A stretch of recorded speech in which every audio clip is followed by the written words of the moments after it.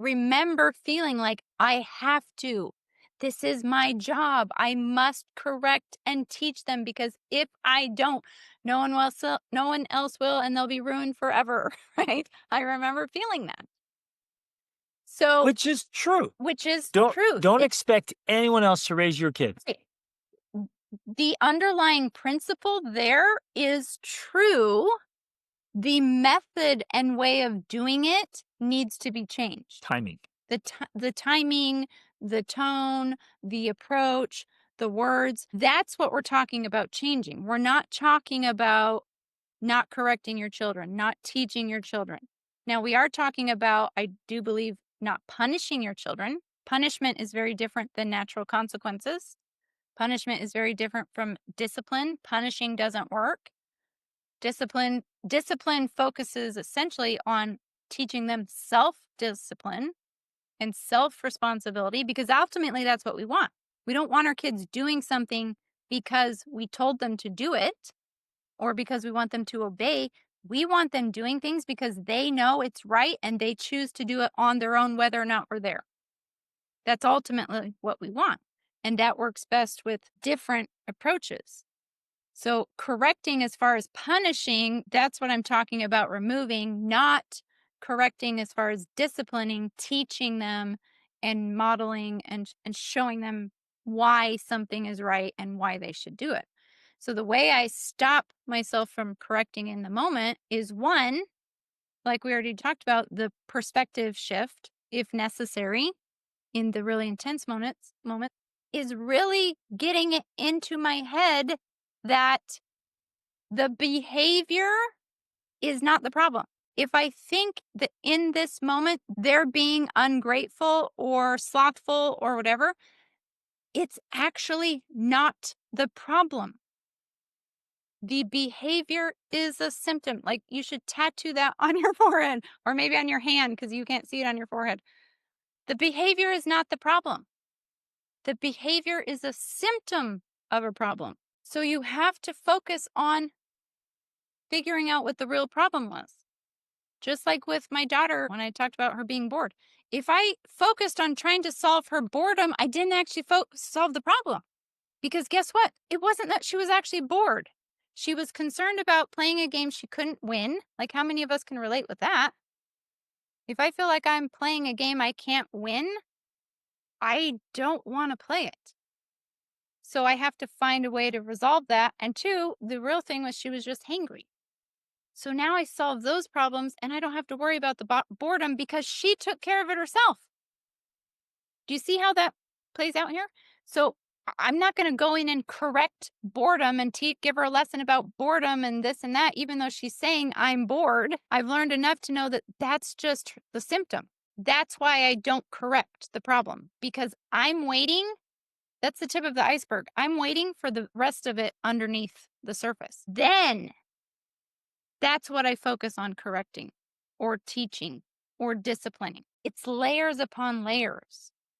So we often feel like this is the problem I'm trying to solve, but this problem is like an onion with lots of layers.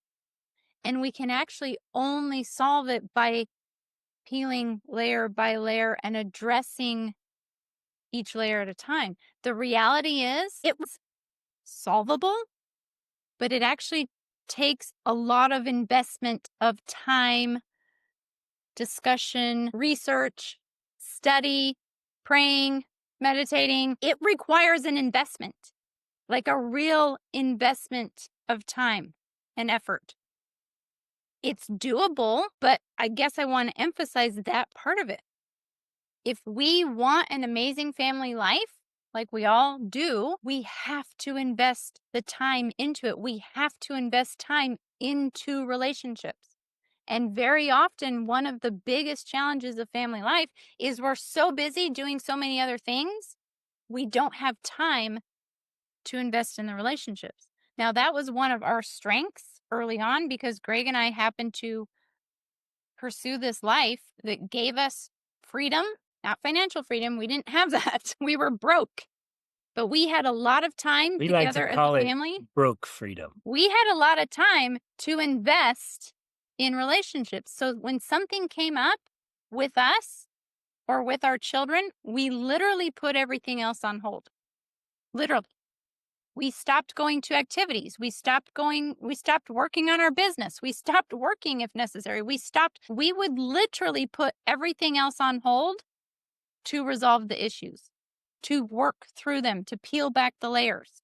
Now, I recognize not everyone has that luxury, even though we were broke. um, life still happens, but the key is we were very, very intentional about pushing other things out of our life so that we could have that time and space to invest in the relationships. Two little stories I thought of. I remember early on before we had kids, which this is crazy, we adopted when we'd been married for a year and a half. And before that, we did foster care. And we went through this program to teach us how to be parents because we had no clue. It was required. And then we had a teenage foster daughter. We were clueless. We were like in our 20s. Like, what did we know about raising a teenager? Nothing.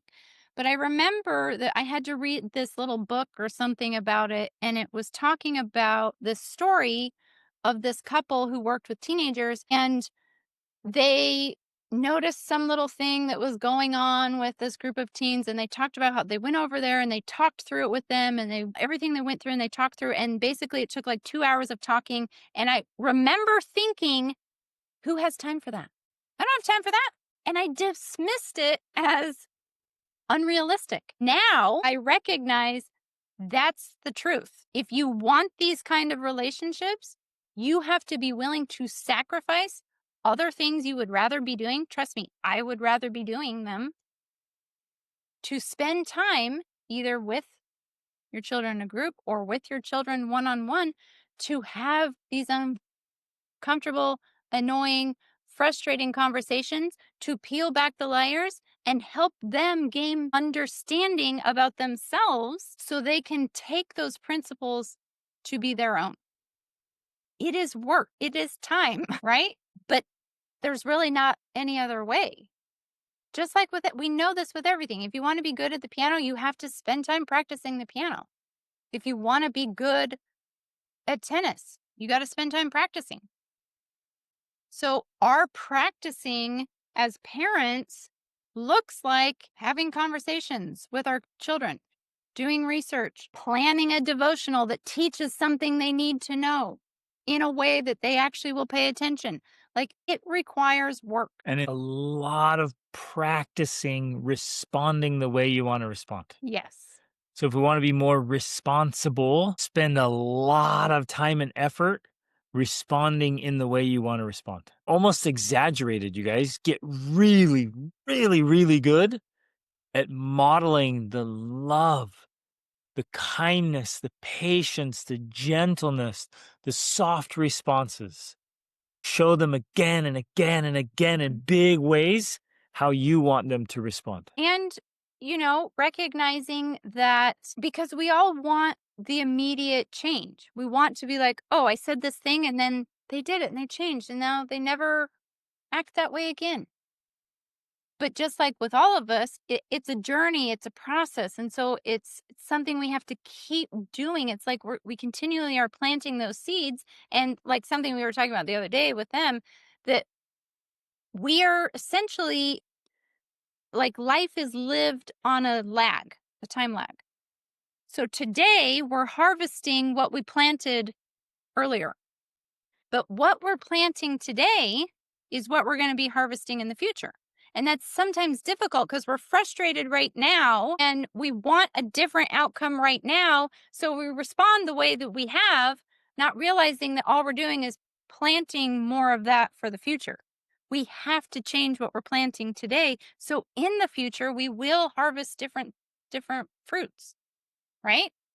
That's why it's so important to keep this perspective because you realize, okay, I have to do this today. So in the future, I get the different results.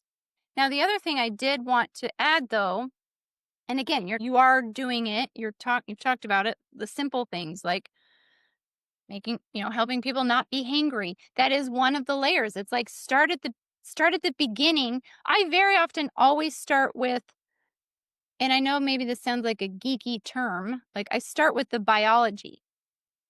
So whenever there's an issue, I'm going to start with the biology, meaning I'm going to try to help calm their nervous system and or give them food, right? That's what I mean by the biology. They're hangry, Tired. they're tired, they're amped up or whatever. Like I'm going to calm that down, so I start there.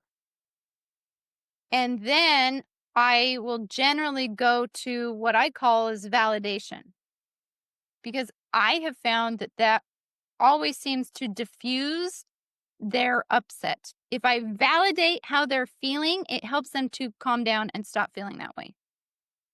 As soon as I can name what they're feeling and tell them in some form, like, you're normal for feeling that way, they immediately almost like stop feeling that. It's amazing. So I use that all the time. Even if I still think I need to teach them the principle about why they shouldn't feel that way, right? That's not the time and place to do it. It starts with validating how they are feeling. So if Sanji comes to me and says, I'm bored, I don't say, no, you're not. You're not bored. Because that doesn't validate. And instead of her removing her walls, she has to build them up. She has to be defensive. Right.